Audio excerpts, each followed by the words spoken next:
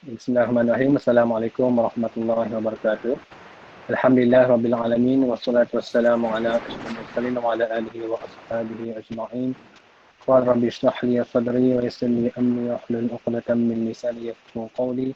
Subhanaka la ilma lana illa ma 'allamtana innaka antal alimul hakim. Wa la hawla wa la quwwata illa billahil aliyyil azim. Amma ba'd. Jadi alhamdulillah sama-sama kita panjatkan kesyukuran kepada Allah Subhanahu wa taala kerana dapat kita berkumpul dalam satu medium iaitu Gmeet ini untuk kita sama-sama memperdengarkan satu kuliah yang insya-Allah akan disampaikan oleh Al-Fadhil Ustaz Muhammad Ilyas Ismail. Jadi sebelum kita mulakan, teruskan dengan ucapan daripada pengetua dan juga YDP PIBG. Saya minta kepada semua hadirin untuk mutekan mikrofon supaya tidak mengganggu ceramah kita nanti insya-Allah. Dan kalau ada soalan nanti mungkin kita boleh utarakan melalui chat di sini ataupun mungkin kita akan buka soalan selepas habis kuliah nanti lah insya-Allah. Jadi tanpa buang masa, saya menjemput terlebih dahulu ucapan daripada YDP PIBG kita, iaitu Puan Asidah binti Dinin, untuk menyampaikan sedikit ucapan pembukaan pada majlis kita pada hari ini insya-Allah. Persilakan. Bismillahirrahmanirrahim. Assalamualaikum warahmatullahi wabarakatuh. Alhamdulillah. Alhamdulillahirabbil alamin wassalatu wassalamu ala asyrafil anbiya'i wal mursalin wa ala alihi wa sahbihi ajma'in. Rabbi israh li sadri wa yassir li amri wahlul 'uqdatam min lisani yafqahu qawli. Allahumma shalli ala sayidina Muhammad wa ala ali sayidina Muhammad. Terima kasih kepada Ustaz Hazmi atas secara langsungnya pengerusi majlis pada malam ini. Dan sebelum itu suara mungkin clear di sana agaknya ya. Jadi yang berbahagia Puan Pengetua, barisan guru-guru penolong kanan, guru-guru hebat Samuskedi, ibu-ibu bapa cemerlang Samuskedi dan anak-anak yang sangat cemerlang komited terhadap pelajaran khasnya untuk pelajar-pelajar Samuskedi. Alhamdulillah, dengan izin dan iradahnya, maka malam ini kita untuk julung-julung kalinya berprogram secara atas talian bagi satu program ulung PIBG, iaitu ceramah motivasi yang akan disampaikan oleh yang berbahagia Ustaz Ilyas Ismail atas tajuk Ibu Bapa Tunjang Cakna Kecemerlangan Anak-anak Masa Depan. Saya kira program ini adalah satu tindakan awal, iaitu first action yang PIBG cuba garap untuk mendapatkan first result di ambang tahun 2021. Mudah-mudahan dengan adanya cakna ceramah daripada yang berbahagia Ustaz nanti akan menggamit, akan menggarap kecemerlangan, motivasi pada ibu-ibu bapa di luar sana untuk terus cakna terhadap pembelajaran anak-anak di Samuskedi. Dan saya berharap pada tuan-tuan dan puan-puan, ibu bapa cemerlang bagi anak-anak Samuskedi ini tidak mudah melata dalam menangani, mendepani norma pembelajaran baharu, khususnya ambang 2021. Walaupun kita telah bermula pada tahun 2020 yang lalu. Kita terus kuat, cekal, tekad dalam mendepani sebarang cabaran dalam arus pandemik COVID-19 ini untuk terus bersemangat, memberi motivasi kepada anak-anak. Pembelajaran adalah utama dalam tonggak kecemerlangan masa depan. Semoga program ini akan memberi manfaat kepada tuan-tuan, ibu bapa di luar sana. Dan daripada saya, terima kasih kepada semua yang turut serta dalam program ini dan mudah-mudahan kehadirannya tahun 2021 ini adalah tahun kecemerlangan dan tahun untuk kita terus mendepani dengan secara positif pembelajaran atas talian dan lain-lain norma pembelajaran baharu. Jadi Kita jumpa dan sama-sama sokong, tonton hingga habis ceramah yang akan disampaikan oleh yang berbagai ustaz nanti, dan mudah-mudahan kita akan mendapat manfaat daripadanya. Aqulu qawli hadza wa astaghfirullah li wa lakum. Assalamualaikum warahmatullahi wabarakatuh. Waalaikumsalam warahmatullahi wabarakatuh. Syukran jazilan. Terima kasih diucapkan kepada YDP PIG kita, iaitu Puan Asinah binti Dinin, di atas ucapan sebentar tadi. Jadi tanpa membuang masa, seterusnya saya mempersilakan Pengetua SAM Unwanus Sa'adah, iaitu Puan Nurina binti Syaharuddin, untuk menyampaikan sedikit kata alu-aluan. Dipersilakan. A'udzubillahi minasyaitonir rajim. Bismillahirrahmanirrahim. Alhamdulillahirabbil alamin wassalatu wassalamu ala asyrafil anbiya'i wal mursalin wa ala alihi washabbihi ajmain.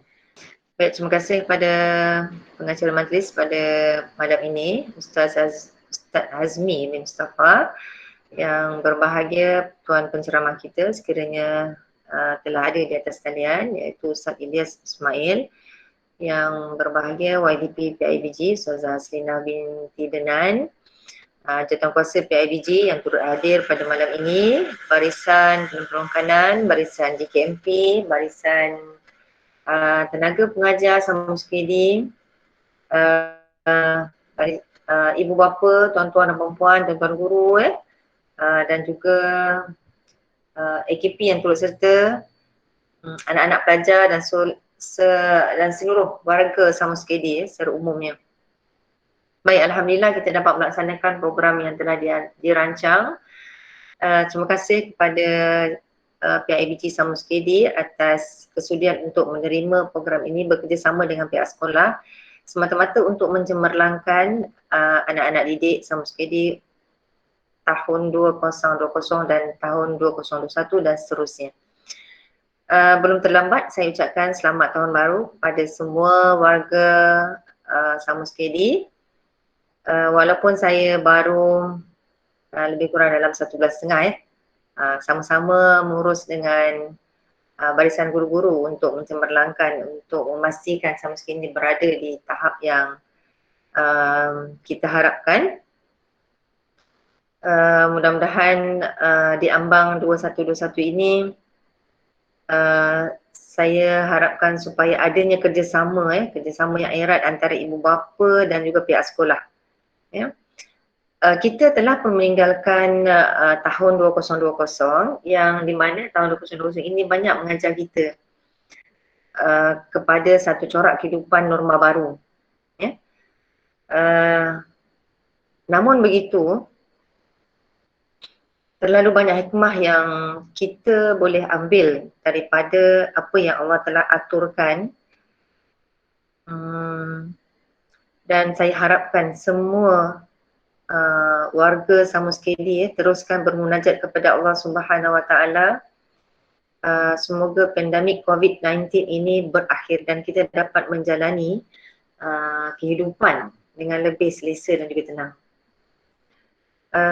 Dalam menembani isu dan suasana pembelajaran dalam norma baru ini, sudah tentunya terlalu banyak cabaran sebenarnya yang terpaksa kita lalui bagi memastikan hasrat dan juga agenda sekolah bagi mencemerlangkan anak ini agak terjejas. Kita tak dapat melaksanakan PTPC seperti yang kita rancang. Kita tak dapat menjalankan program yang kita atur seperti yang kita lalui pada masa-masa yang lalu. Namun begitu, ia bukanlah satu halangan sehingga mematahkan semangat pendidik sama sekali, dan pihak sekolah telah dan sedang berusaha meneruskan agenda pendidikan, agenda pembelajaran secara atas talian. Jadi barisan pendidik dan juga tenaga pengajar sama sekali telah berusaha sedaya upayanya untuk menunjukkan kerjasama dan juga kesungguhan. Kesungguhan pendidik sama sekali ini saya nampak memang hanya Allah sajalah yang membalasnya. Tujuannya tidak lain tidak lain hanya semata-mata untuk mencemerlangkan anak-anak didik Samus KD ini mendapat kejayaan cemerlang. Ya. Isu COVID-19 ni sebenarnya banyak menukar corak pembelajaran anak-anak kita. Satu, menukar corak pembelajaran daripada bersemuka kepada ke atas talian. Yang kedua, dari sudut masa. Ya. Banyak masa anak-anak belajar bersama dengan ibu bapa di rumah. Ya. Jadi kami mengharapkan kerjasama ibu, ayah, ya, penjaga, keluarga, ya, membantu pihak sekolah, ya, untuk melancarkan lagi sesi pembelajaran norma baru pada tahun 2021 ini. Ya, kami mengharap sangat-sangat, ya, sokongan dan juga kerjasama daripada pihak ibu bapa. Saya juga difahamkan ada di kalangan antara anak-anak kita yang bekerja, ya, anak-anak Samus KD yang bekerja. Tapi ini mungkin disebabkan ingin membantu ibu ayah yang terkesan dari sudut sosioekonominya.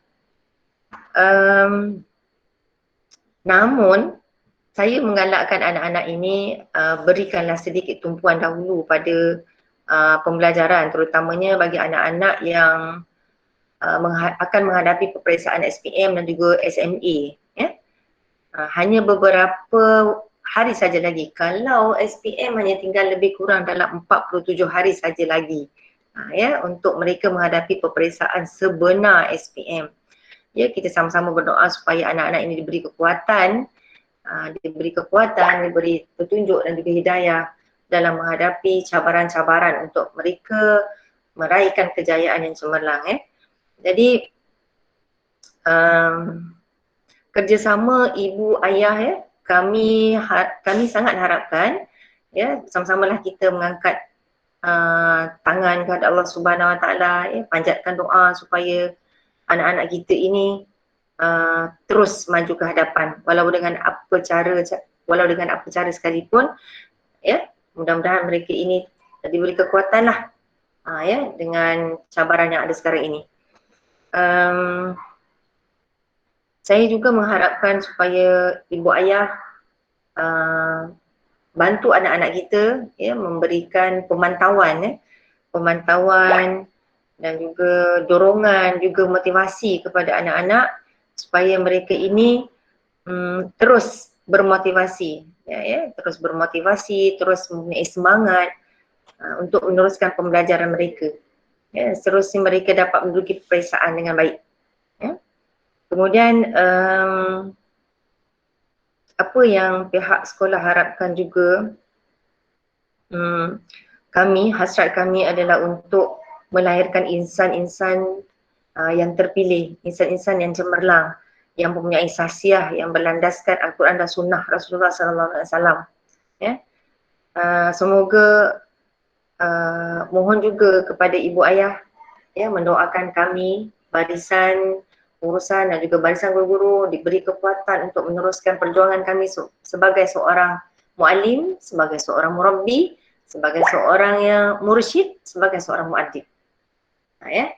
Jadi 4 perkara itu memang saya selalu war-warkan kepada warga Samus KD supaya kami dapat menghayati 4M ini agar ia dapat diterapkan kepada semua anak-anak, dan akhirnya anak-anak yang lahir daripada Samus KD ini akan menjadi anak-anak insan yang terpilih, ya, hanya berjaya di dunia dan juga berjaya di akhirat nanti. Ya.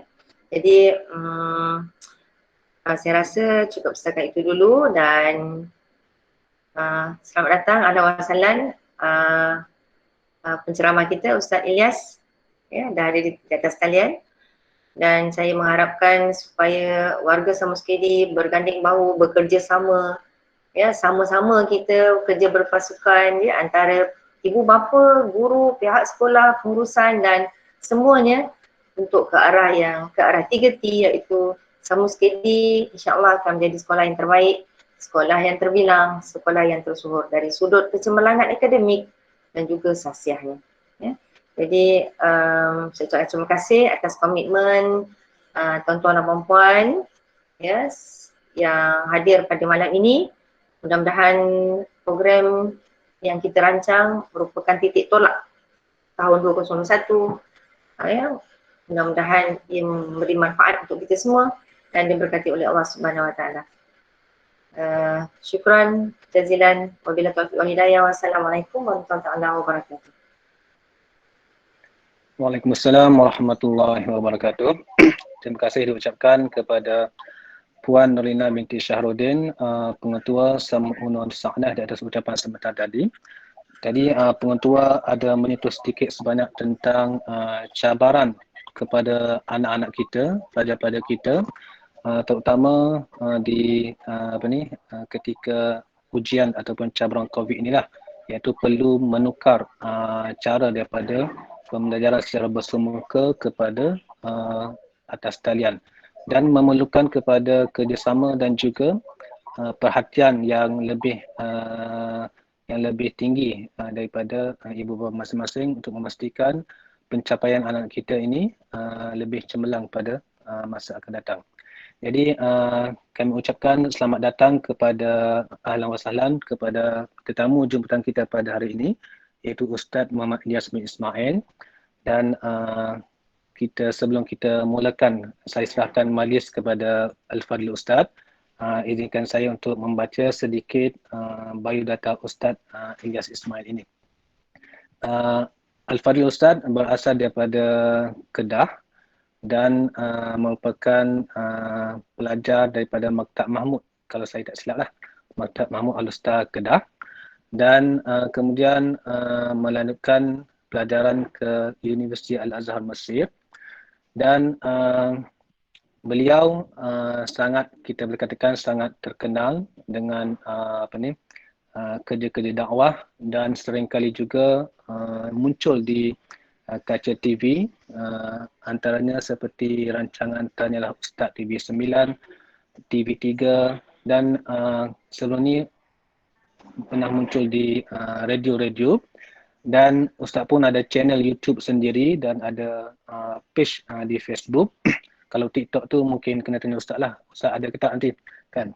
Jadi saya rasa itu saja sedikit sebanyak berkaitan dengan biodata Ustaz. Jadi kalau Ustaz Muhammad Ilyas telah bersedia, boleh saya serahkan majlis ini kepada Al-Fadhil Ustaz. Assalamualaikum warahmatullahi wabarakatuh. Bismillahirrahmanirrahim. Alhamdulillahi rabbil alamin. Wassalatu wassalam ala Rasulillah wa ala alihi wa sahbihi ajma'in. Qala rabbi shrah li sadri wa yassir li amri wahlul 'uqdatam min lisani yafqahu qawli. Allahumma iftah lana qulubana fi talabil ilmi warzuqna ikhlasu fihi wal 'amalu bihi wan nashru bihi hatta ya'tiyana al-yaqin. Amin ya rabbal alamin. Amma ba'du. Alhamdulillah, syukur dan puji dipanjatkan kehadrat Allah Subhanahu wa taala. Dengan izin, ketentuan dan kasih sayangnya, dapatlah sama-sama kita bertemu pada malam yang berbahagia ini. Terima kasih kepada saudara pengacara majlis, saudara Muhammad Hazmi bin Mustafa, ya, betul ya? Betul Ustaz. Ya, baik, terima kasih. Segak orang sebenar daripada gambar sebenarnya. Dan kepada seluruh ahli jawatan kuasa, pelaksana bagi program ceramah motivasi keibubapaan dengan temanya Ibu Bapa Tunjang Cakna Kecemerlangan Anak-anak Masa Depan. Terima kasih saya ucapkan kepada penganjur kita, Persatuan Ibu Bapa dan Guru PIBG, Sekolah Agama Menengah Unwanus Saadah, Kancung Darat. Alhamdulillah, syukur dan puji dipanjatkan kehadrat Allah Subhanahu wa taala. Pada kesempatan kali ini, saya rasa amat bertuah kerana dijemput untuk berkongsi ilmu yang saya rasa sebelum ini saya dah sampai ke sekolah kita ini. Rasa macam belum lagi rasanya, ya, belum pernah lagi, ya. Tapi tak apalah, hikmahnya walaupun tak dapat bertemu secara fizikal, tetapi bertemu secara atas talian, secara maya begini pun alhamdulillah dapat jugalah kita berkongsi-kongsi, bertukar-tukar pandangan menerusi platform ataupun saluran ini insya-Allah. Terima kasih saya ucapkan kepada Yang di-Pertua PIBG, Puan Pengetua dan seluruh rakan-rakan pendidik, guru, asatiza dan juga ibu ayah yang dimuliakan semua. Malam ini kita akan berkongsi satu tajuk. Yang tajuk ini sebenarnya merupakan suatu ingatan buat saya yang juga bergelar sebagai ayah dan juga kita semua para penonton, kita sebagai ibu ayah, khususnya di waktu ataupun di zaman yang penuh dengan dugaan dan cabaran pada ketika ini. Sudahlah dengan bencana non-alam ataupun COVID-19 yang nampak gayanya belum nampak penghujungnya itu lagi, dan kita di Selangor ni pun mencatatkan kes masih lagi tertinggi, dan kita berdoa kepada Allah Subhanahu Wa Taala sebagaimana doa yang sering dipanjatkan, yang sering didoakan oleh para imam-imam kita. Allahumma inna na'udzubika minal barasi wal junun wal juzam wa min sayyi'il asqam. Ya Allah, kami mohon berlindung padamu ya Allah daripada segala bentuk penyakit, masuklah penyakit gila, penyakit sopak, penyakit kusta dan wabak-wabak yang berbahaya. Amin ya rabbal alamin. Akibat daripada COVID-19 ini telah kita sama-sama saksikan sejak daripada awal 2020 yang lepas hinggalah ke hari ini. Di semua peringkat kita berhadapan dengan pelbagai bentuk cabaran. Sekejap sekolah buka, sekejap tutup. Begitulah juga dengan pelbagai institusi termasuklah masjid dan juga tempat-tempat lain. Maka ini memberikan kesan yang besar kepada kita semua. Maka ibu ayah hari ini tak dapat lagi lah nak menggunakan alasan sebagaimana sebelum-sebelum ni. Anak-anak sekalian, ayah dulu lagi susah. Mama dulu lagi susah. Kalau nak ikutkan tuan-tuan semua, zaman anak-anak kita ni lagi susah kalau ikutkan. Dengan silibus pembelajarannya yang kita dapat ikut tetapi tak seperti mana yang dirancang atau yang direncanakan. Begitulah juga bagi kita mak bapak. Apabila anak-anak kita stay at home, dia duduk di rumah. Dia duduk di rumah ni, kalau betul dia belajar mengikut sebagaimana yang atas talian ataupun guru-guru yang mengajar menerusi online ini, kalau betul dia belajar tak apalah.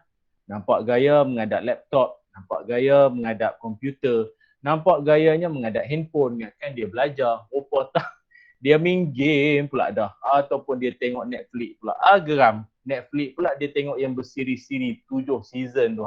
Habis dia khatam, habis dah. Masuk sekolah agama, ingat nak mengapai hadis, habis dia mengapai skrip apa Korea, habis dia pulun semua. Jadi bagi kita mak bapak ni, kita menjadi satu kebimbangan. Tapi insya-Allah perkongsian saya pada malam ni mudah-mudahan dapat memberikan semangat dan juga inspirasi untuk kita walau apa jua ujian yang mendatang. Bak kata Imam Syafi'i rahimahullah. Kata Imam Syafi'i, orang beriman apabila dia berhadapan dengan apa jua bentuk musibah, bagaikan seseorang yang bersedia berhadapan dengan pelbagai musim.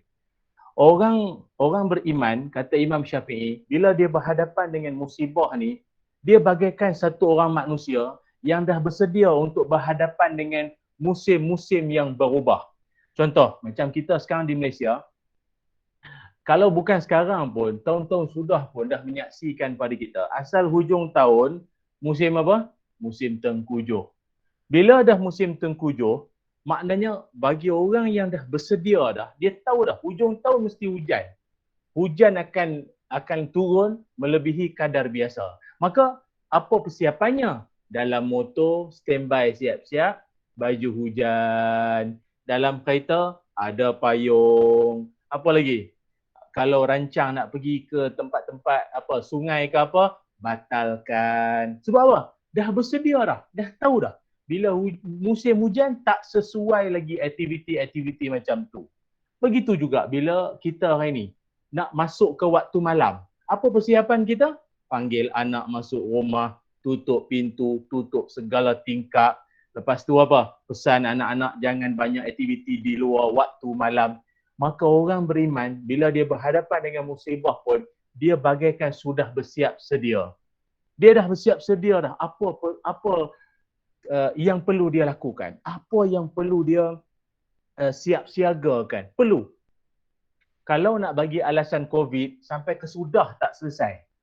Kata pasal pelajaran makin merosot, ni semua COVID je pasal lah. Ni apa pasal berniaga makin tak berapa nak untung nampak, tak berapa nak perform kerja ni, ni semua COVID je pasal. Duk bagi alasan COVID sampai bila? Sampai bila? Sama macam manusia dengan syaitan lah. Apa pasal awak perangai jahat? Ini semua bisikan syaitan. Sampai bila nak bagi alasan syaitan? Kesian syaitan tu. Asyik salah dia je.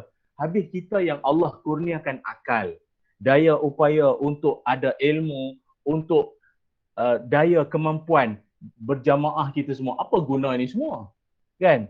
Dan kita pun pihak Kementerian Kesihatan pun dah mewawarkan bahawa berkemungkinan COVID-19 ini dia akan duduk bermesra-mesraan dengan kita sekitar 2 tahun lagi.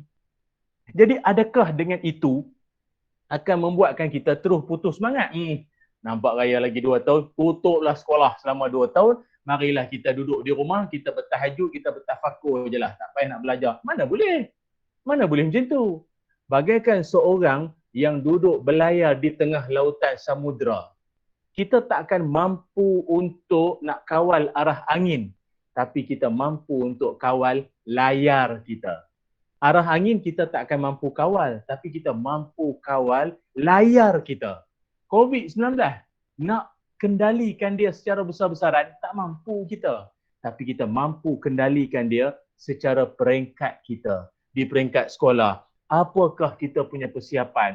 Kalau nampak gaya lepas ni, kalau sekiranya diumumkan sekolah ditutup lagi, apa persiapan kita? Daripada pihak pengetuanya, daripada pihak PIBG-nya, ibu ayahnya, apa persiapan kita? Takkanlah sampai sudah bagi alasan COVID.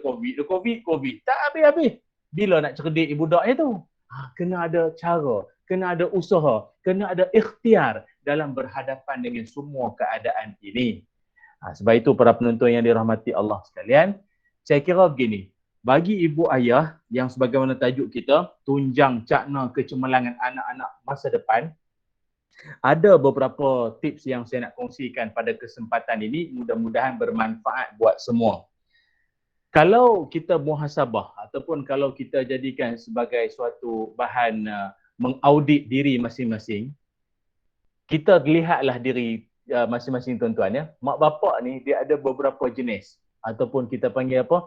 Kriteria mak bapak. Tuan-tuan ni agak-agak mak bapak yang jenis macam mana? Kita sebelum nak pergi lebih panjang cerita kita ni, mehlah sama-sama tuan-tuan kita tengok. Kita ini mak bapak yang jenis macam mana? Ada 3 jenis mak bapak yang ada dalam dunia ini tuan-tuan ya. Sekali-sekala kalau tuan-tuan nampak saya mata mengintai ke atas tu, saya mengintai ke YouTube lah tu maknanya. Ya, kata ustaz ni mengintai ke atas tu, dia tengok jam bila nak habis ke, dia mengintai orang rumah dia ajak tidur ke apa. Jangan salah faham pula, mengintai ke YouTube pula. Kita kan ada 2 channel ataupun 2 platform. Ni ya. Baik, para penonton yang dirahmati Allah sekalian. Pertama sekali, ada ibu ayah yang jenis grade A.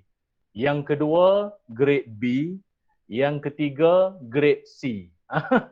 Ustaz macam telur ni ada grade-grade pula. Nak buat macam mana? Macam tu lah, lama duduk di rumah. Jadi saya nak beritahu pada tuan-tuan, tak payah cerita panjang. Tuan-tuan nilailah, kita ni yang di tahap mana. Ada mak bapak grade A, ada mak bapak grade B, ada mak bapak grade C. Kita tengoklah yang grade A dulu. Mak bapak yang jenis grade A, apa sifat dia? Kalau dah namanya grade A tu, semestinya lah yang bagus-bagus, yang berkualiti. Mak bapak jenis grade A, apa sifatnya? Bersungguh-sungguh, kasih sayang, tegas, bersungguh dalam bab ilmu. Saya ulang sekali lagi. Pertama, bersungguh-sungguh sifatnya. Kedua, kasih sayang. Ketiga, tegas. Dan seterusnya, senantiasa mengutamakan ataupun cakna terhadap ilmu. Mak bapak jenis grade A sifatnya bersungguh-sungguh. Sebagaimana dalam Quran Allah berfirman, surah Al-Ankabut ayat 69. Allah berfirman, a'udzubillahi minasyaitonirrajim. Wallazina jahadu fina lanahdiyannahum subulana. Dan orang-orang yang bersungguh-sungguh di jalan kami akan tunjukkan jalan ke arah keredaan maupun ke arah kami, yakni ke arah kejayaan lah, ke arah Allah Subhanahu Wa Taala. Syaratnya apa? Bersungguh-sungguh. Mak bapak yang jenis bersungguh-sungguh ni kita nampak. Saya kira pihak sekolah pun nampak.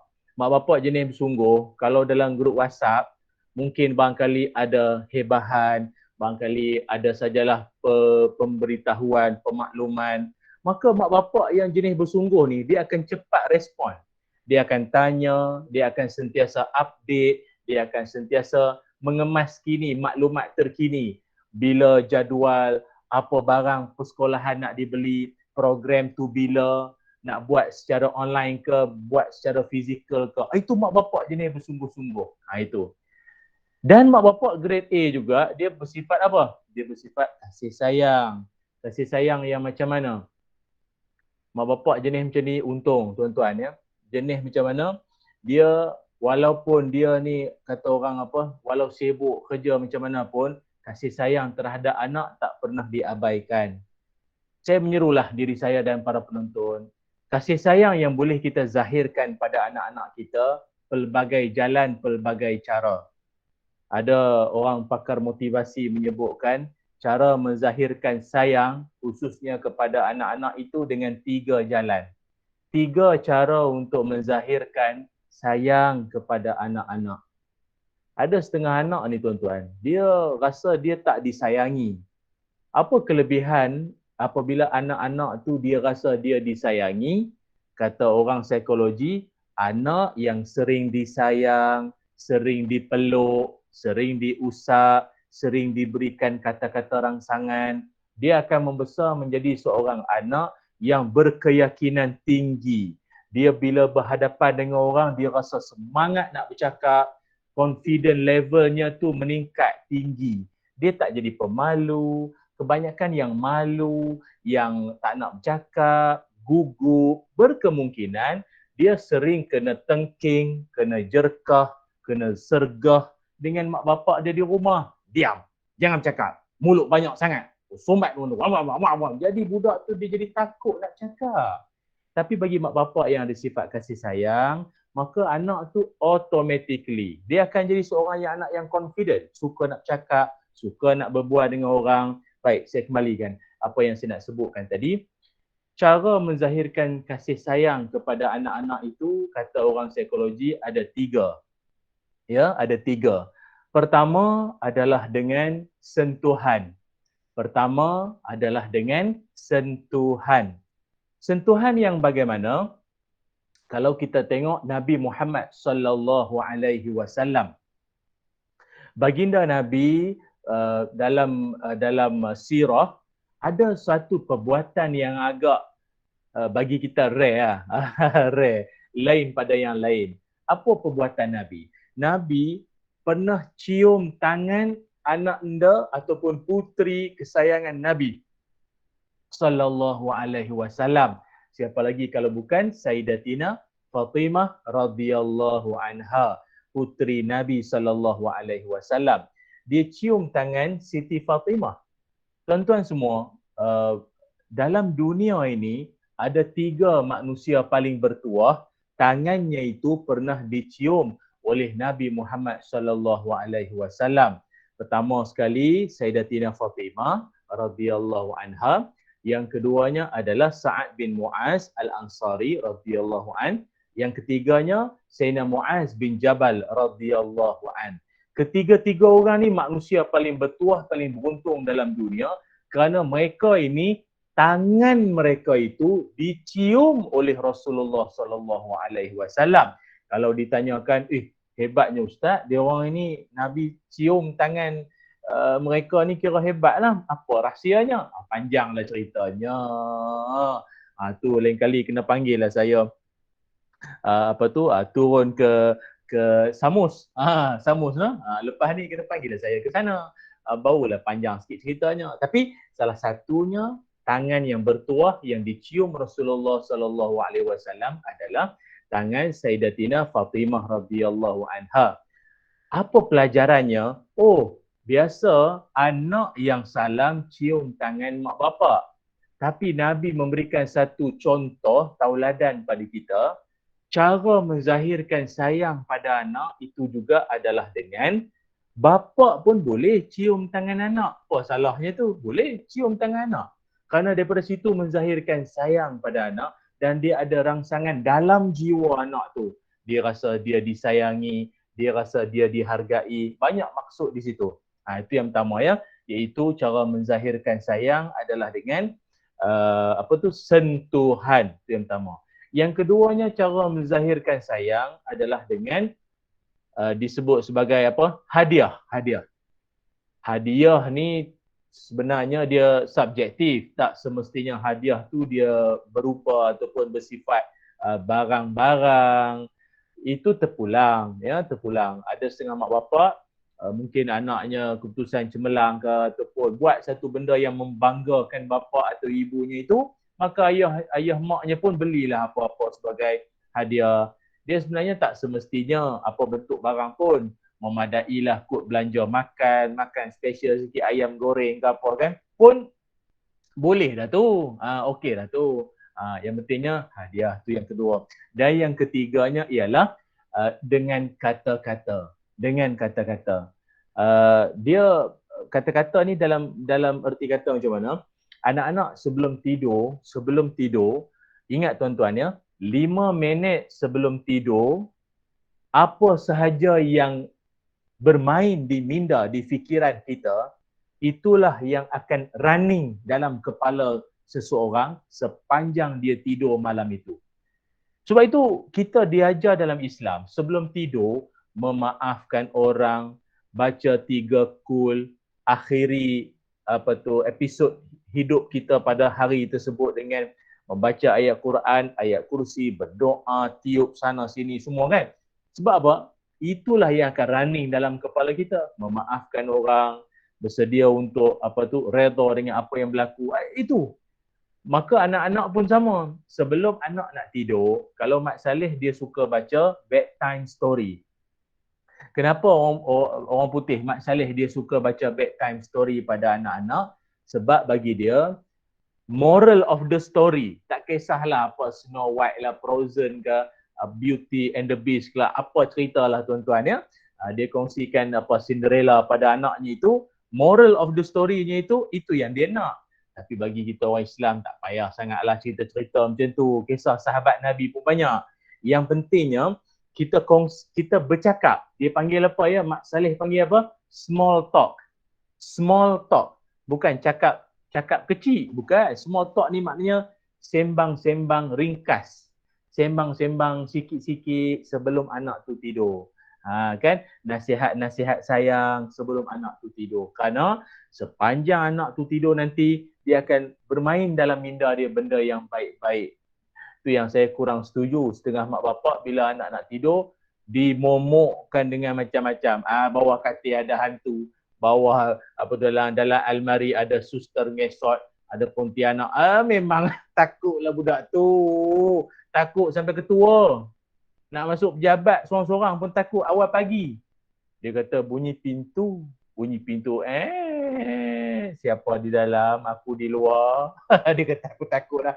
La ilaha illallah, sampai ketua dah jadi ustaz dah ni. Dah jadi ustaz. Kopi atas kepala dah ni. Penakut hantu lagi.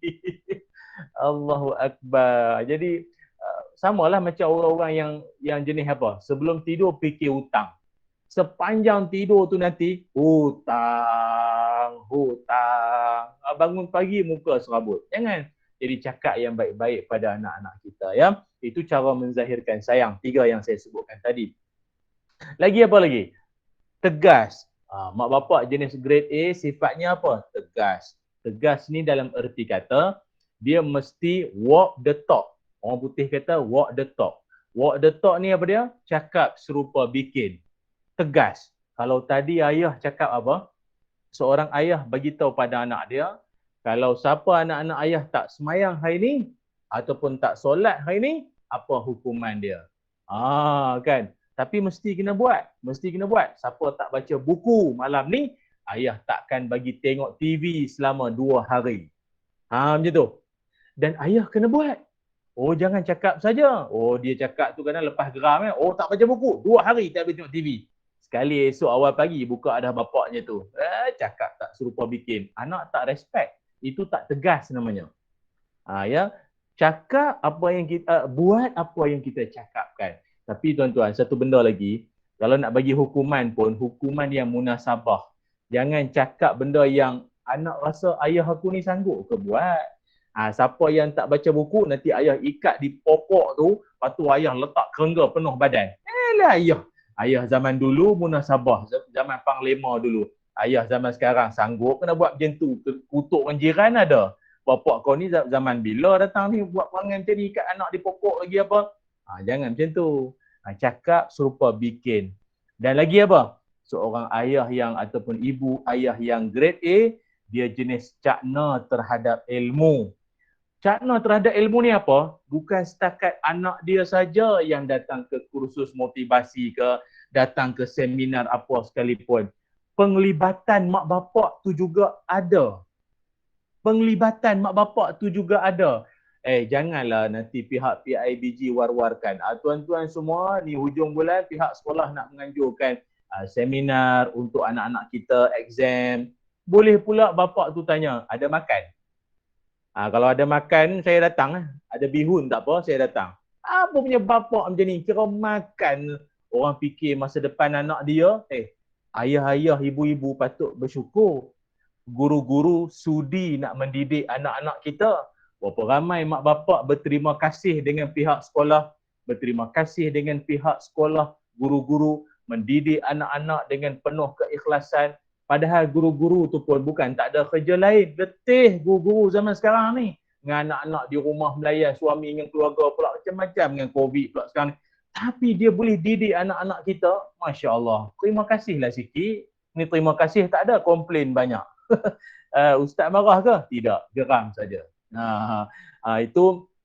Itu grade A namanya. Yang kedua, grade B. Bagaimana pula jenis mak bapak grade B? Ustaz Azmi, nanti mungkin kalau kot ada soalan ke ataupun ada pandangan ke daripada para penonton ni, kita bagi laluan lah kot ya, kalau sekiranya ada lah, insyaAllah ya. InsyaAllah. Mungkin kan cakap seorang pula saya ni. Okey, yang seterusnya grade B. Grade B ni, apa sifat, apa perangainya itu? Kalau mak bapak jenis grade B, agak pelik sikit ya. Grade B ni, dia banyak doa, tapi dia kurang usaha. Dia kalau setakat malam solat hajat, malam munajat perdana, soft depan. Sampai orang bagi tahu dia, Hajah, orang perempuan duduk belakang, ini semua laki-laki. Oh ya ke? Saya semangat sangat, anak saya nak exam tahun ni, saya duduk depan. Sorry. Perempuan duduk belakang, gaduh nak duduk depan, duduk belakang tu imam. Mana boleh? Tapi walau dia banyak doa, semayang hajat pun banyak, tapi mak bapak jenis macam ni minta maaf. Usahanya kurang. Maknanya dari segi ikhtiar dia untuk nak hantar mungkin tuition ke, buku-buku rujukan tambahan ke, tak ada. Pantau di rumah ke, apa yang anak dia belajar di sekolah tadi, ada tak buka dan tengok balik, semak balik. Yang mungkin kadang mak bapak tak faham sangat apa yang anak-anak belajar tu, tapi dia pantau semula. Long cerita sikit tadi apa belajar di sekolah tadi? Apa hadis ke, apa tafsir ke, apa belajar di sekolah tadi ni? Ayah nak dengar sikit. Kan macam tu. Ni tak ada. Dia doa.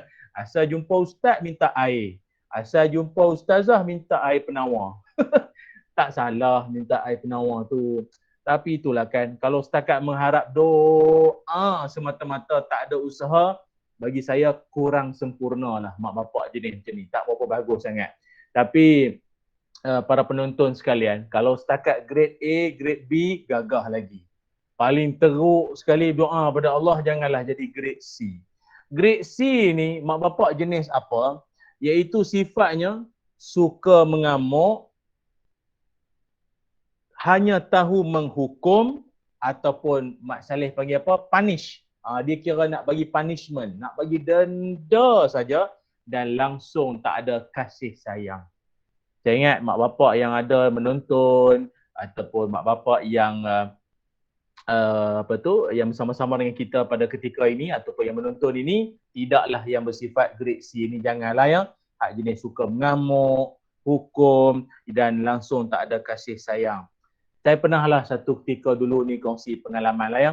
Masa satu ketika saya pernah berceramah di satu sekolah di Malaysia ni lah, senang. Tak nak mau sebut negeri mana. Tengah berceramah, tiba-tiba tuan-tuan bayanglah. Ada satu orang bapa yang di hadapan saya ni semua student.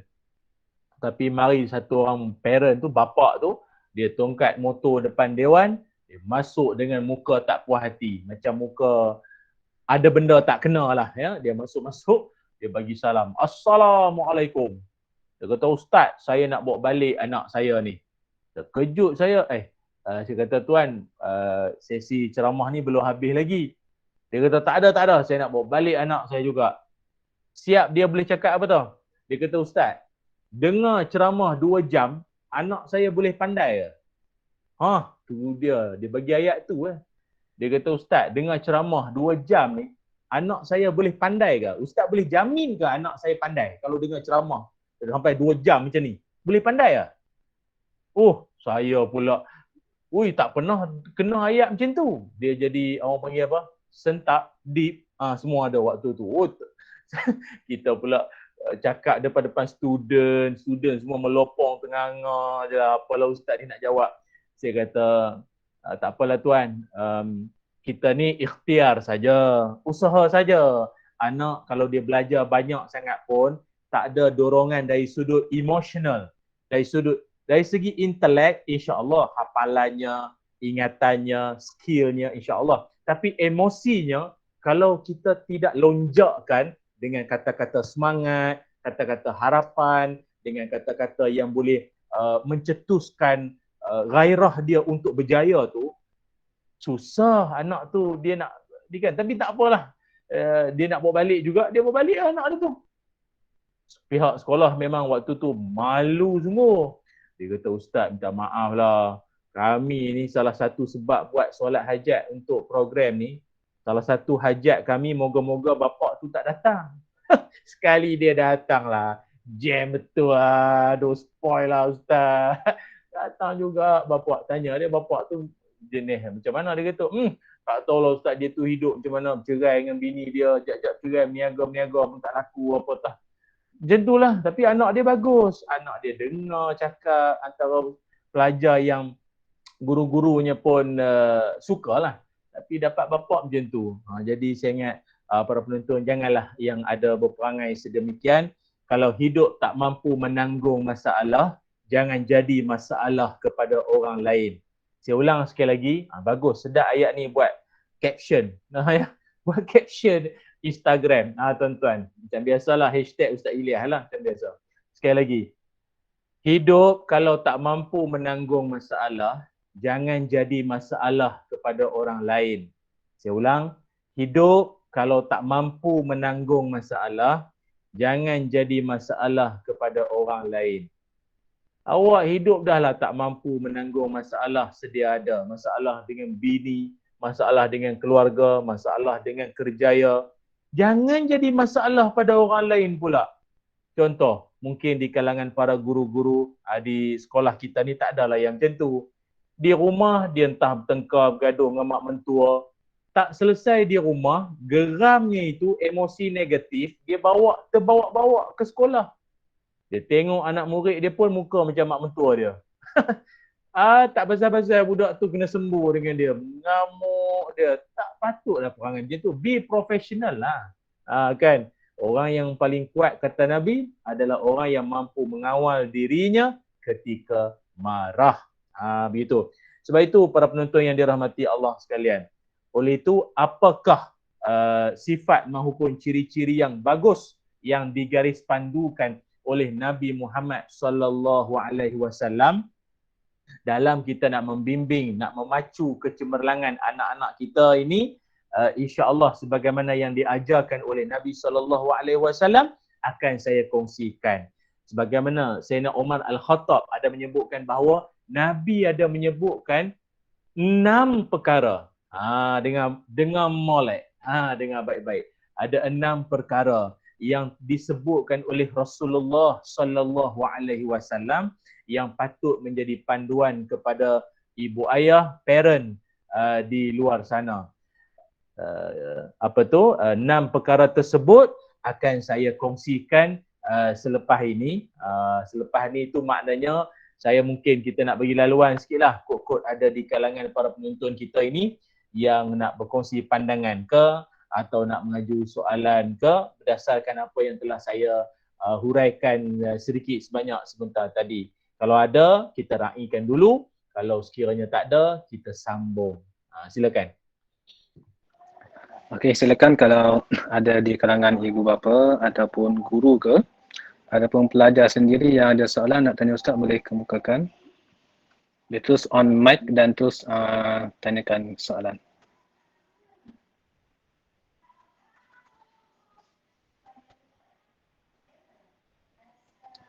Kalau tak ada, saya tanya dulu Ustaz, boleh Ustaz? Boleh. Okey Ustaz. Tadi Ustaz ada sebut tentang ibu bapa yang grade A tadi kan, yang bab kasih sayang tu, sentuhan dan cerita sebelum tidur, tu mungkin kalau macam kalau masih awal, maksudnya ibu bapa tu dah biasa lakukan sebelum ni, mungkin tak segan sangat dengan anak. Ni tiba-tiba tak pernah cerita sebelum tidur, tak pernah cium tangan anak sebelum ni, tiba-tiba datang nak cium tangan anak, kan anak kata, dah kenapa bapa aku ni kan. So macam mana cara kita nak ubah benda tu? Baik, ada satu pesanan Profesor Buya Hamka yang bagi saya sangat berbekas di jiwa lah. Kata Profesor Buya Hamka, kata beliau, mulakanlah kebaikan itu berkali-kali. Dia sebut ringkas je, dia kata, mulakanlah kebaikan itu berkali-kali. Kalau saya tambah, jangan buat sekali, mengaku banyak kali. Oh Ustaz, saya dah berbuih mulut, dah bercakap banyak kali dah, tak makan juga budak tu. Baru pesan pagi tadi, kata banyak kali dah. Kata Profesor Buya Hamka, mulakanlah kebaikan itu berkali-kali. Artinya apa?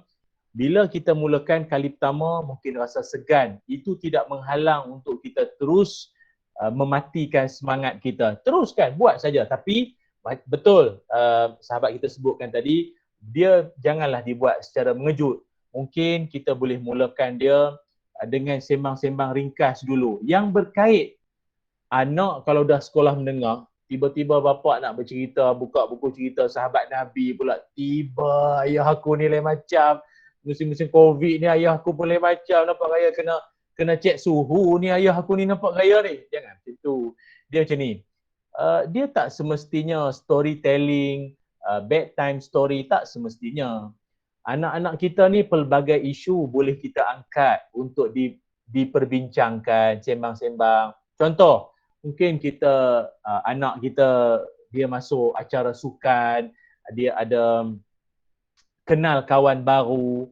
Jadi sebelum tidur, mungkin itu boleh dijadikan topik. Ayah dengar kata Along baru ni dapat nombor 2. Macam mana acara sukan tu, macam mana dapat nombor 2? Alah, sebenarnya Along nombor 1 tau. Tapi dia nampak menjentik minat anak untuk berkongsi cerita. Kalau ditanyakan kepada pakar-pakar keibubapaan ataupun ilmu parenting, bila ditanyakan, siapakah mak bapak paling cemerlang? Jawab mereka, pakar-pakar ilmu parenting ini, kata mereka ialah mak bapak paling cemerlang ialah mak bapak yang sering menjadi tempat luahan anak-anak. Begitu. Bila mak bapak menjadi tempat luahan anak-anak, maka kita ucapkan syabas kepada mak bapak semua. Apabila anak-anak menjadikan anda sebagai tempat mereka meluah, berkongsi rasa dengan anda semua. Mama, tadi kan ada seorang budak lelaki tu, dia dia bagi surat dekat kakak. Jadi kakak, dia kata dia suka kat kakak. Macam mana? Dia cerita dekat mama dia pula. Mama dia pun alhamdulillah bukannya mama King Kong. Mama tu jawab elok-elok. Ya ke? Cakap elok dengan dia. Kita ni masih belajar. Nanti kan hanyut dengan bisikan syaitan, maksiat semua. Macam tu lah. Tapi kalau mama yang King Kong, apa dia? Minat kat kau? Jangan gatal, belajar lagi bapa. Anak memang sumpah aku tak mau cerita dah dengan mak aku ni. Cerita sikit mengamuk dia sembuh balik. Macam tu. Jadi bagi menjawab persoalan tadi, saya kira mungkin bawa isu-isu yang ringan-ringan, sembang-sembang sikit sebelum tidur. Kerana itu juga dalam masa yang sama mengeratkan kasih sayang dengan anak-anak tu. Wallahu a'lam. Ya, terima kasih Ustaz. Ada lagi soalan daripada ibu apa ataupun guru?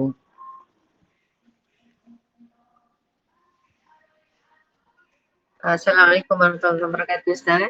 Salam. Ya, saya Ustazah. Ada di kalangan ibu bapa ataupun di kalangan guru-guru lah juga kadang-kadang kan, yang ada sifat suka merajuk ataupun kecil hati pada anak-anak ataupun anak-anak pelajar lah kan. Kalau anak-anak tu buat salah, anak-anak pelajar rasa tak ikut apa yang guru arahkan, dia rasa merajuk. Itu bagaimana kita selesaikan masalah? Dia manusia ni dia ada pasang surut perasaan, semangatnya itu. Kita bukan sepanjang masa kita akan sentiasa berada pada orang putih panggil peak performance ataupun berada pada puncak semangat pada setiap waktu, tidak. Kalau dari sudut tasawufnya, iman kita kan yazid wa yanqus. Iman kita ada ketikanya dia meningkat, ada ketikanya dia menurun.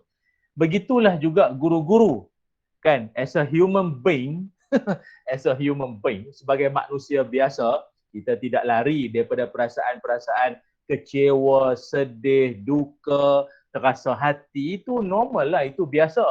Tapi para penonton yang dirahmati Allah sekalian, khususnya bagi kita career sebagai pendidik, sebagai guru ni, marilah kita lihat sebagaimana para ulama-ulama dahulu gigihnya mereka dalam mendidik anak-anak. Ada satu kisah menarik saya nak kongsikan dengan para penonton, iaitu kisah Imam Syafi'i rahimahullah. Imam Syafi'i rahimahullah, dia ada satu orang anak murid yang namanya sangat terkenal, yang mana beliau ini, anak muridnya ini yang pada hari ini merupakan ulama tersohor yang hebat sangat-sangat. Cuma ketika dia masih lagi menuntut ilmu dengan Imam Syafi'i, dia antara anak murid yang minta maaf saya sebut kalau bahasa kita ni lembab sungguh. Maknanya isu ataupun ilmu yang paling mudah nak difaham, anak murid lain semua faham, dia tak faham lagi. Tuan-tuan tahu apa anak murid tu buat? Imam Syafi'i, dia tanya, kamu faham ke tak faham ni? Dia kata, saya tak faham. Imam Syafi'i ajar pada budak tersebut 40 kali. Benda yang sama. Dia ajar lagi. Lepas tu budak tu dia balik ke rumah, mak bapak dia macam biasa, macam kita lah, anak balik rumah kadang kita tanya anak kita, apa kau belajar tadi di sekolah? Dia kata dia tak faham apa. Bapak dia pun report dengan Imam Syafi'i. Kan, Tuan Syekh, anak saya begitu, kata dia tak faham apa. Imam Syafi'i pergi rumah budak tu, dia ajar lagi budak tu 40 kali benda sama. La ilaha illallah. Mana nak dapat guru macam ni? Kan, kata anak muridnya itu yang telah pun menjadi ulama tersohor ini, katanya, kalau bukan kerana tabah, sabar, gigih, bersungguhnya Imam Syafi'i, aku tidak akan menjadi seorang yang alim pada hari ini. Justru para guru-guru sekalian, jom kita jadilah seorang pendidik yang berjiwa besar. Abaikanlah sikap dan perangai anak-anak kita ataupun anak-anak pelajar kita itu, kerana zaman mereka tidak sama sekali sama dengan zaman kita dulu belajar. Jangan guna alasan sama lagi. Ustazah dulu zaman belajar tak ada macam kamu ni. Jangan. Budak zaman dulu, budak zaman sekarang cabarannya beza. Sebab itu saya selalu sebut di mana-mana, jangankan kata cabaran apa? Cabaran belajar saja. Cabaran maksiat pun dahsyat. Ni saya kongsi jujur lah ya. Zaman kita dulu, kalau ikut era 70-an, 80-an atau 90-an, kalau nak terjebak dengan maksiat, nak buat maksiat tu, kalau nak buat pun, na'udzubillah lah, tapi kalau nak buat, payah. Contohlah nak tengok aurat perempuan. Contoh kata ustaz mengajar pula. Contoh, susah kan? Nak kena mengintai, celah batu, dekat air terjun, payahnya nak dapat tengok benda tak elok ni kan. Tapi zaman sekarang, ustaz-ustazah semua, anak-anak zaman sekarang tak payah diselak-selaknya Dalam telefon pun ada. Kadang tengah menonton YouTube ceramah Ustaz Ilyas Ismail. Contohlah, tengah dengar ceramah ada iklan. Mahu kuruskan badan? Mahu rampingkan perut anda? Mai gambar perempuan gedik-gedik. kita tekan skip ad. Tak mau dengar lah iklan. Apa iklan mengarut ni? Tak boleh pula. Dia jadi jam. Hang. Keras gambar perempuan seksi tu. Jadi macam mana? Itu yang saya nak katakan. Kita hari ini tak boleh nak samakan dengan zaman kita dulu. Maka raikanlah sedikit sebanyak keletah anak-anak zaman sekarang bahawa fitnah di zaman mereka ini jauh lebih dahsyat. Maka besarkan jiwa kita, maafkan, bersedia untuk memaafkanlah sedikit sebanyak perangai-perangai anak-anak murid kita yang mudah-mudahan insya-Allah dengan itu kita akan diampunkan dosa-dosa kita oleh Allah Ta'ala berkat kesabaran seorang guru. Wallahu a'lam, mudah-mudahan terjawablah kot ustazah ya. Okey. Jadi ada soalan dalam chat message tu. Dalam chat. Ada ibu bapa tanya sana. Saya tak dibuka pula. Dia tanya bagaimana jika kita dah buat yang termampu tapi masih tak cukup baik. Saja. Ibu maksudnya bapa ataupun ibu dah buat yang termampu tapi masih tak cukup baik untuk anak. Macam tu. Ya, soalan ni saya kira mungkin dia bersifat umum. Terbaik yang macam mana ataupun dari segi apa tu, pelajaran ke, akhlak ke atau bagaimana. Tapi tak apa. Secara umum saya boleh katakan gini. Dalam kita mendidik anak-anak ni tuan-tuan, pendidikan adalah lifelong learning. Itu dia. Tuan-tuan jadikan sebagai satu catatan. Saya ulang sekali lagi. Mendidik ni adalah proses lifelong learning. Daiman abadan abada. Adalah proses yang senantiasa berlangsung. Continuous. Ada setengah anak-anak ni, para penonton semua, ketika kecil ni, kita didik dia, kita ajar dia adab sopan. Dalam tempoh 3-4 tahun tengok tak jadi pun, tak berubah pun, tak seperti yang kita harapkan pun.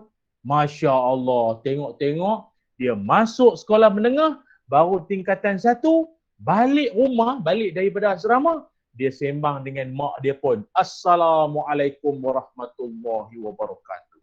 Apa khabar ibundaku tersayang? Izinkan anak andamu masuk ke rumah. Wih, lain macam anak aku ni. Jadi saya rasa macam ni. Ayah dan ibu banyakkan sabar. Anak kita ni walau kita didik kok mana pun, kalau mungkin dia tak berubah hari ni, dia ambil masa. Kita ni pun mudah-mudahan pakat jadi baik ni pun bukan sebab sekali dua dengan ceramah ni. Siang malam kena marah, kena basuh dengan orang tua kita, barulah jadi ni. Ni pun kadang-kadang okey, kadang tak apa nak okey kita ni pun. Jadi pembelajaran adalah proses sepanjang hayat.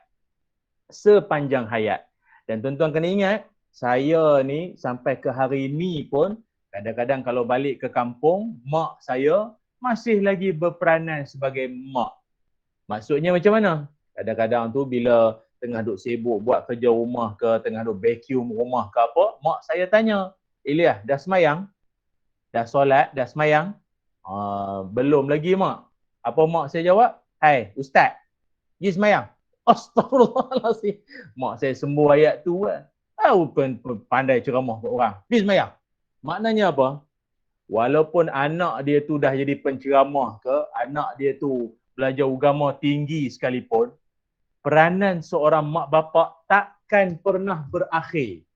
Takkan pernah berakhir peranan sebagai mak bapak. Oleh itu bagaimana? Nasihatlah anak kita itu lagi dan lagi dan lagi sampai kita dah tak ada lagi. Tu penting.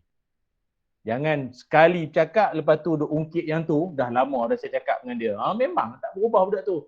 Proses mendidik anak adalah proses nafas panjang. Sampai bila-bila didik anak takkan pernah berhenti. Begitulah kurang lebih. Wallahualam. Okay, terima kasih Ustaz. Ya. Ada lagi soalan daripada ibu bapa ataupun guru ataupun pelajar sendiri yang dengar ni? Assalamualaikum. Waalaikumsalam. Assalamualaikum warahmatullahi. Nama saya Muhammad Hilmi.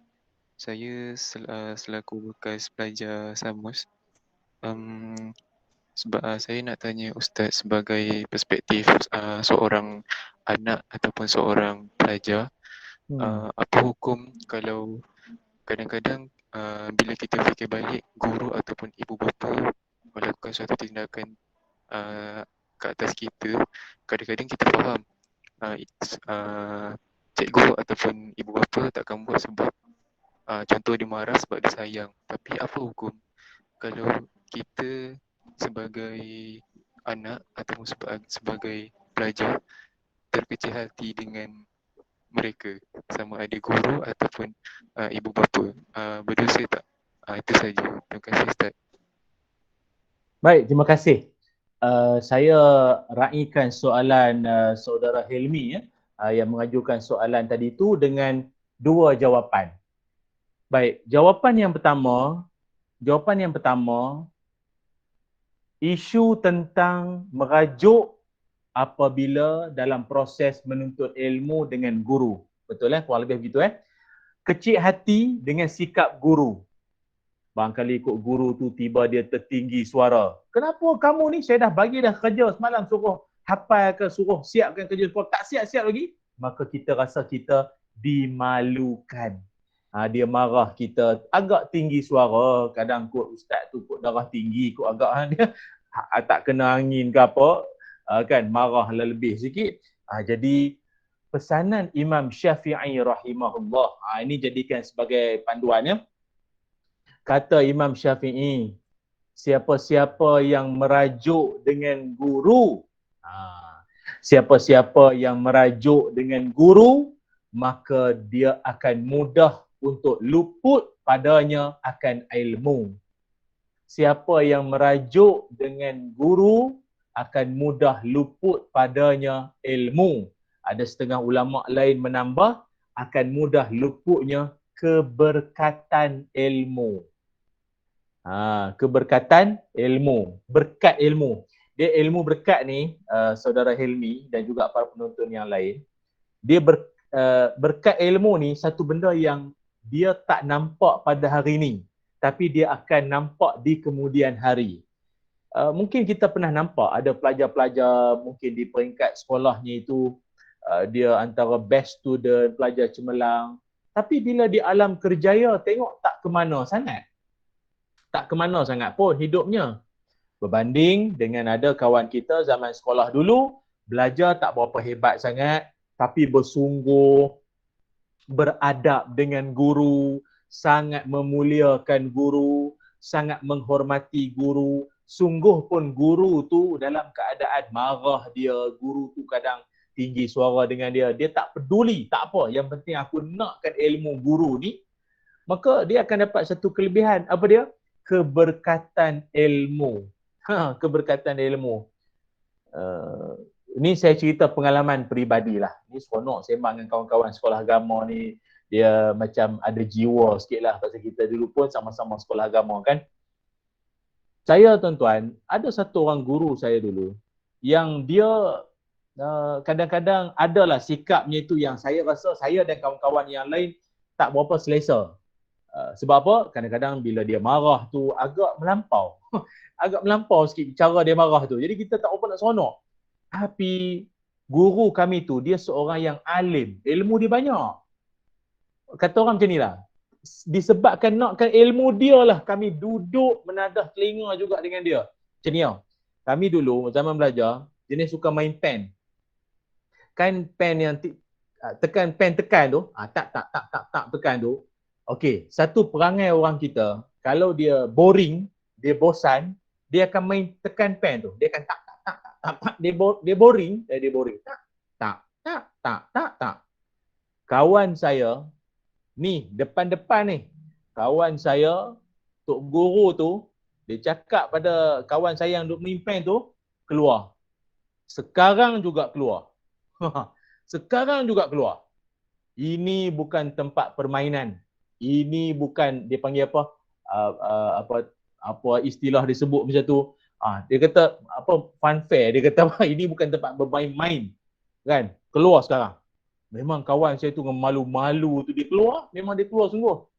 Tapi para penonton yang dirahmati Allah sekalian, berkat daripada kesungguhan, mulai hari itu kawan saya tu dengan malunya dia tak main lagi dah. Dan dia duduk, dia dengar, dia kata dalam banyak-banyak pengajian bersama dengan guru itulah yang paling banyak melekat sampai ke hari ini. Hadis-hadis yang disampaikan guru tu sekali dua hafal lekat, sekali dua hafal lekat, berkat rupanya Allah bagi. Dia macam ni, seolah-olah bayaran ataupun sebagai suatu bayaran atas usaha kita, Allah ganti dengan ilmu tu jadi berkat. Banyakkan sabar. Guru ni macam-macam kainah, tapi bagi kita hari ni patut bersyukur guru depan mata. Orang dulu-dulu, orang ulama dulu-dulu hanya nak dapatkan satu hadis, perjalanannya makan bulan nak dapat sepotong hadis Nabi saja. Maka kita hari ini raikanlah, hormatilah guru-guru kita walau apa jua kerenah maupun perangainya itu. Dan satu lagi, jawapan saya yang kedua adalah berkait tentang kecilnya hati seorang anak terhadap ibu ayahnya. Para penonton sekalian, seorang anak tidak layak, tidak berhak untuk nak terasa hati dengan mak bapaknya. Seorang anak sama sekali tidak layak untuk nak terasa hati dengan mak bapaknya. Kerana apa jua yang cuba dia lakukan atas dunia ni takkan sama ataupun takkan mampu balas apa yang pernah diusahakan oleh mak bapaknya dahulu. Jangan. Orang tua-tua ni ataupun orang tua kita, ingat dalam Quran pun Allah Subhanahu wa taala, Allah sendiri ada menyatakan dalam Quran surah Ar-Rum ayat 54, kata Allah, Allahul ladzi khalaqakum min dha'fin thumma ja'ala min ba'di dha'fin quwwah. Kata Allah, Allah menjadikan kamu ini bermula dengan lemah, baby. Kan? Kena dokong, makan, kena suap, mandi, kena dimandikan. Kemudian daripada engkau lemah, Allah jadikan engkau kuat, jadi dewasa. Boleh berjalan sendiri, bergerak sendiri, pandu kereta, makan, suap sendiri semua. Tapi lepas engkau dewasa, kata Allah, engkau akan kembali menjadi tua, min ba'di quwwatin dha'fa wa syaibah. Kau akan tua dan beruban. Maka kata ulama, ini menunjukkan bahawa manusia ni sampai satu masa dia akan perangai macam budak-budak balik. Dia nak cakap apa, suka hati dia. Kadang dia tak fikir dah perasaan anak-anak. Dia mencakap je. Dia nak tegur ke, dia nak kadang dia nak peli anak dia dalam grup WhatsApp pun dia cakap, dia tak fikir tu birah-birah menantu ada dalam grup WhatsApp tu, malu yang lain. Jadi bagi kita hari ni anak-anak layankan sajalah, kan?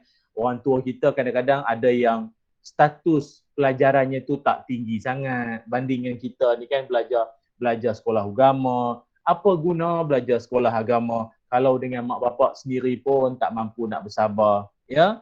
Jadi saya kira begitulah pesanan saya ataupun nasihat saya bagi sahabat kita Saudara Helmi, moga terjawab. Wallahualam. Ustaz, ada 2 soalan lagi saya rasa dalam chat tu. Ya. Pertama daripada pelajar. Ustaz ni bab merajuk juga ni kot. Ustaz, saya nak tanya. Ustaz, saya nak tanya, kalau kita sebagai anak tidak bercakap dengan ibu bapa selama 3 bulan berturut-turut, adakah amalan kita diterima? Itu saja. Oh, jangan main-main. 3 bulan tu. 3 bulan, la haula wala quwwata illa billah. Ni dengar ya pesanannya. Nabi Muhammad sallallahu alaihi wasallam, Nabi ada menyebutkan 3 golongan solatnya tidak diterima Allah. 3 golongan. Solatnya itu tidak diangkat. Tidak diangkat walaupun sejengkal daripada atas kepalanya. Maknanya tak diangkat ke langit lah. Amalan-amalan kita kan puasanya, sedekahnya, solatnya kan diangkat ke langit. Tapi ada orang, kata Nabi, solatnya tidak diangkat. Artinya tidak diterima Allah. Siapakah 3 golongan tersebut? Pertama sekali, seorang imam yang dibenci oleh makmumnya. Seorang imam, Tok Imam, yang dibenci oleh makmumnya. Maknanya mungkin Tok Imam tu ada masalah lah. Barangkali tajwidnya pun baca berterabur. Memang makmum tak sukalah, turunlah imam oi. Kan berpuluh tahun dah tak turun-turun lagi. Kan bacaan pun dah terabur, tajwid semua tak elok dah. Tu yang pertama. Jangan main-main. Solat tu imam tu Allah tak terima, makmum okey. Imam tu solatnya Allah tidak terima. Yang keduanya adalah seorang isteri yang tidur dalam keadaan kemarahan suaminya. Maknanya suaminya tak redha pada dia. Kot ada perbuatan perangai dia apa siang tadi ke apa, bergaduh ke, salah faham ke apa. Dia tidur dalam keadaan suaminya marah pada dia, sembahyang isteri tu Allah tak terima. Allah tak terima semayang dia. Siapa? Orang yang tidur, isteri yang tidur dalam kemarahan suami dia. Maka akak-akak sekalian, janganlah duk cari pasal dengan suami. Kalau ada masalah apa dengan suami, settle lah. Kasih settle sebelum tidur. Selesaikan bermaaf-maafan. Jangan tunggu di pagi Syawal saja bermaafan. Itu yang kedua. Yang ketiganya adalah golongan yang sembahyangnya tak diterima Allah. Wa akhawani mutasarimani. 2 saudara yang saling tak bertegur.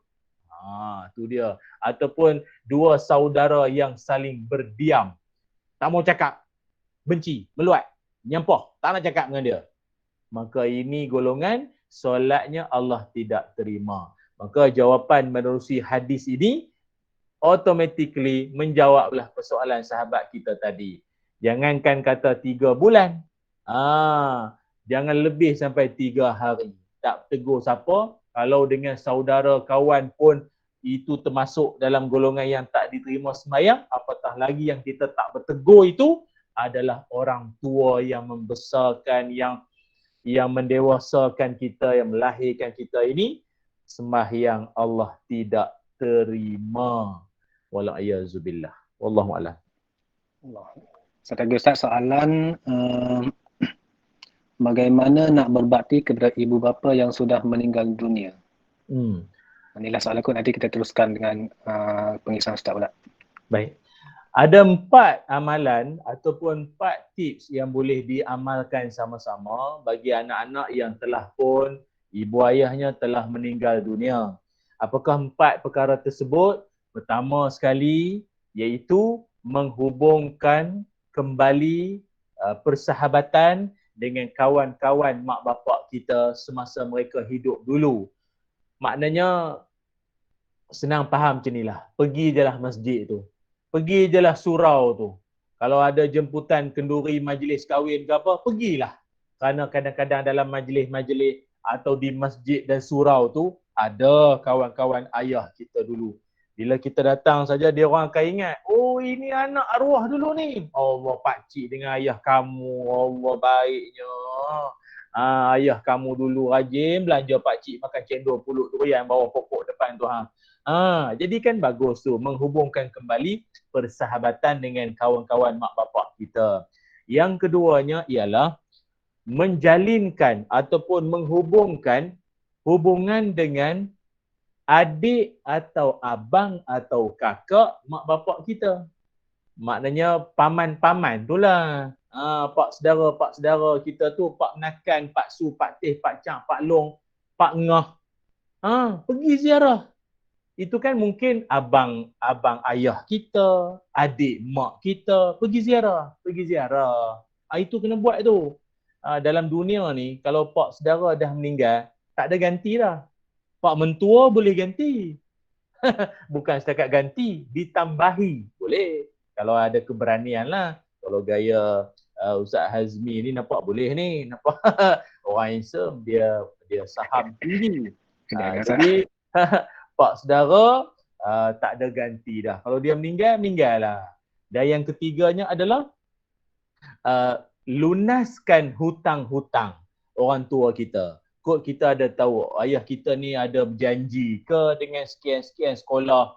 Dia ada berjanji, dia kata saya kalau meninggal nanti, saya ingat saya nak bagi saya nak wakafkan RM2,000 lah untuk sekolah ni. Tiba meninggal. Maka kita lah sebagai anak meneruskan apa hajat, apa yang telah diniatkan oleh orang tua kita dulu. Itu babak hutang.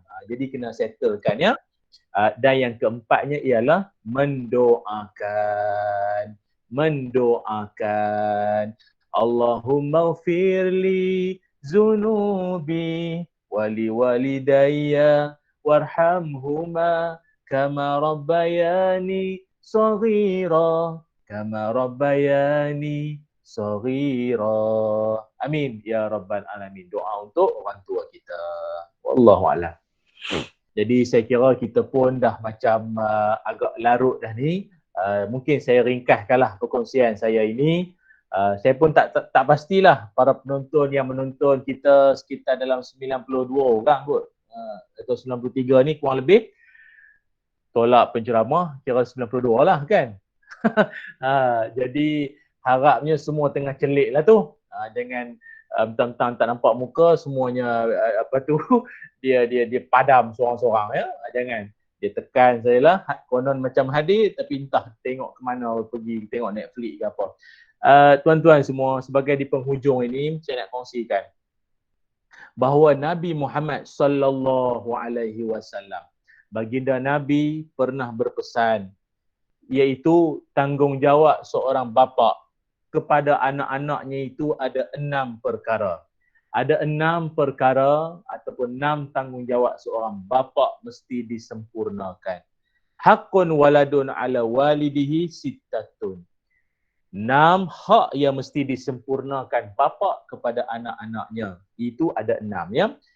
Pertama, ayyuhsinusmuhu. Pertama sekali, memberikan nama yang baik kepada anak-anak. Memberikan nama yang baik-baik pada anak-anak. Sekarang menjadi satu trend. Para artis-artis selebriti pun dapat anak, namanya sedap-sedap, Siti Fatimah, Siti Afiah, sedap nama. Yang tak berapa artis, yang tak berapa selebriti ni, anak, ya Allah, nama. Dah macam TI dah namanya tu. Ya? Nurbia, Ezora, susah sebut, Panasonic, Samsung, Oppo semua keluar. Oppo ni apa nama macam-macam. Payah nak sebut, lalah panggil Kak Long. Jadi pertama sekali, berikan nama yang bagus-bagus. Namanya tu ya. Yang paling bagus, buh nama-nama Nabi lah. Nama anak tu buh nama Nabi. Kalau yang laki-laki tu, apa Ustaz contoh nama-nama Nabi yang baik-baik? Banyak. Muhammad, Ilyas, Ismail. Itulah Muhammad, Ilyas, Ismail. Contoh. Okay, itu yang pertama. Yang keduanya, Nabi menyebutkan tanggungjawab seorang bapa pada anaknya selepas memberikan nama yang baik, wa adabuhu, mengajarkan tentang adab kepada anak kita. Mengajarkan adab pada anak ini termasuklah adab di rumah orang, adab makan, adab ketika bersin, adab di masjid, adab bertemu dengan adab menegur, adab menasihat, adab sebelum tidur, ajar tentang adab. Ya, itu yang kedua. Yang ketiganya wa yu'allamul kitabah. Ajarkan dia menulis. Senang faham, hantar pergi sekolah. Anak ni kena hantar pergi sekolah. Ajarkan dia menulis. Akademik. Ajar dia kemahiran menulis. Kemudian yang keempat, wasibaha warimayah. Ajarkanlah dia berenang, ajarkanlah dia memanah. Kata ulama, Nabi ajar ini, satu perkara yang boleh kita belajar ialah, maknanya di peringkat sekolah, aktiviti core curriculum jangan dipinggirkan. Kita tak nak melahirkan anak-anak kita ni hanya jadi lebay. Pakat jadi lebay semua, tapi suruh buat apa kerja pun tak reti. Tangan tu halus, mulus je. Tak ada lasak langsung. Kan? Jadi aktiviti core curriculum penting. Silat ke, taekwondo ke, silambam ke, tak tahulah. Aktiviti lah. Tapi kalau dalam hadis ni, berenang dan memanah. Aktiviti fizikal. Itu perlu diutamakan mak bapak. Suruh baca, menghafal kitabnya. Tak suruh anak tu bersukan. Itu tak sihat macam tu. Yang kelima, wa an la yarzuqu illa tayyibah.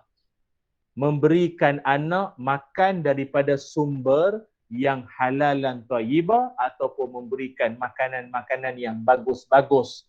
Lagi afdalnya yang superfood lah. Apa superfood? Yang segala yang Nabi suka. Apa tu? Saudaknya, kurmanya, minyak zaitun, olive oil, apa sajalah yang bagus-bagus untuk rangsang minda anak. Jangan tunggu exam saja baru nak kunyah kismis tu. Kalau tak exam, tak makan kismis. Jangan macam tu. Ya. Kemudian yang keenamnya, wa ayyuzawijahu iza adraka. Dan kahwinkanlah anak itu apabila sampai masanya. Tengok anak pun maknanya dirinya pun dah terjaga, solatnya pun sempurna, dan dia pun seorang yang nampak gaya dah boleh jaga anak orang dah. Kalau laki-laki lah. Kalau yang perempuan pun kita tengok dia ni pun nampak dah bersiap dah tu nak jadi isteri orang, maka kahwinkanlah dia. Jadi 6 pesanan ini adalah pesanan penting ataupun pesanan sayang daripada Rasulullah SAW dalam usaha pembentukan generasi yang rabbani ataupun generasi yang solehah, idaman kita semua. Saya kira cukuplah setakat ni saja kot perkongsian saya dalam ceramah motivasi keibubapaan. Ibu bapa tunjang cakna kecemerlangan anak-anak masa depan, dan saya berdoa pada Allah moga-moga saya diberikan rezeki untuk dapat turun ke sekolah kita ini, Sekolah Agama Menengah Unwanus Saadah Kancung Darat, jika diizinkan Allah nanti. InsyaAllah. Amin.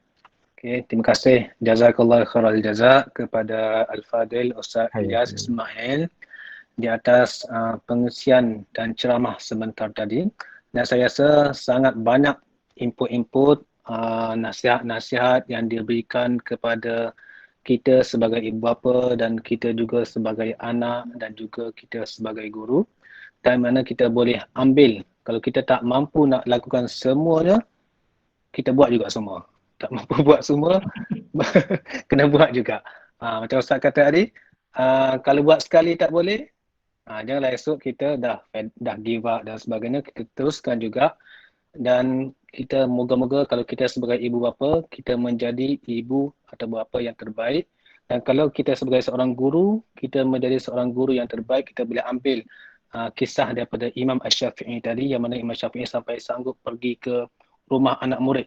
Mungkinlah kita tak sampai tahap tu, tapi kecanaan kita seorang guru kepada murid. Dan kalau kita sebagai seorang pelajar ataupun anak, janganlah disebabkan kita merajuk ataupun terasa hati dengan ibu bapa atau guru membantutkan pelajaran kita ketika ini.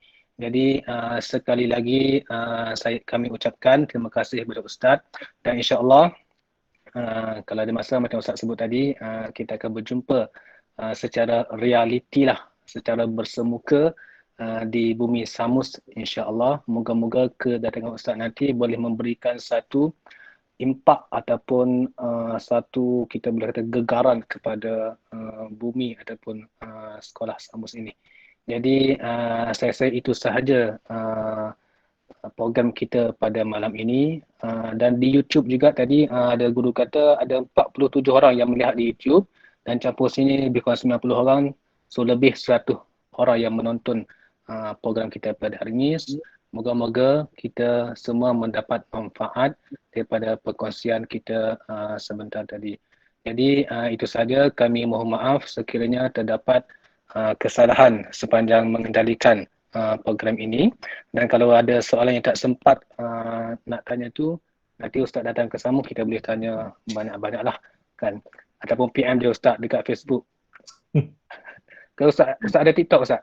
Tak ada. Aduh. Lanja Tengok. Sebab dia Ustaz Dusuki ada TikTok, ramai Ustaz yang berdakwah di TikTok sekarang. Okay.